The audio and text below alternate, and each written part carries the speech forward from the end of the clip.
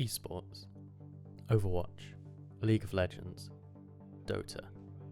Despite the rise of popular online gaming, the industry continues to face questions on its validity as a sport. Why are people investing $890 million a year into an industry that is only taking its first steps into the mainstream? And why is the definition of esports still being questioned even by members of its own community and those further afield? And sometimes, T side will come back and they'll win, five rounds, and you'll feel like, we could have done way A closer better. look into the world of esports reveals the people behind the screens. Workers, players, and audience members alike. These are their experiences in the realm of digital gaming, not just as a pastime or a way of socializing, but something that has and continues to demonstrate its growing potential at changing the way we see esports as an industry.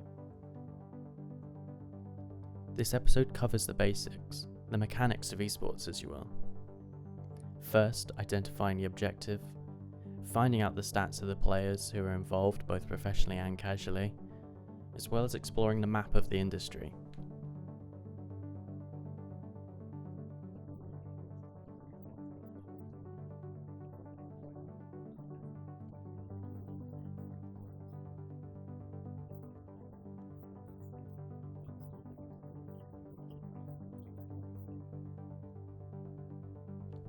For those not familiar, the use of the term sport within esports is too far gone from the traditional idea of teams of people partaking in a physical activity, whereas those in the community focus their definition on the application of some level of physical and mental skill for the purpose of entertainment or reward.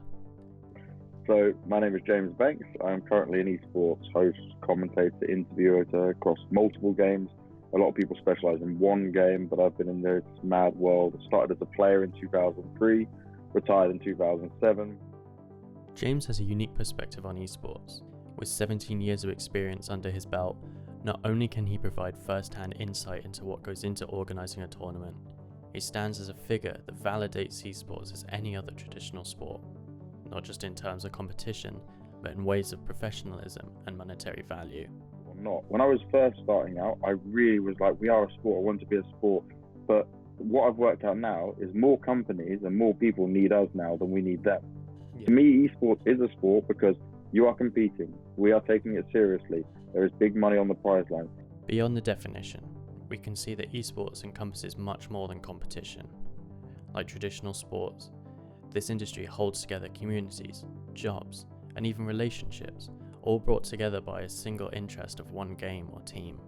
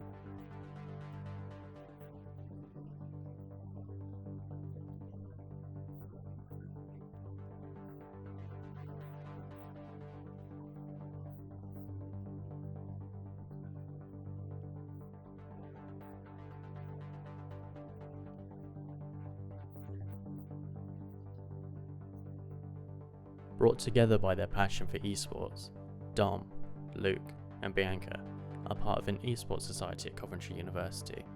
Whilst a few years ago societies like this would have been unheard of, today they are extremely commonplace and are an excellent example of the social nature of esports within 2020.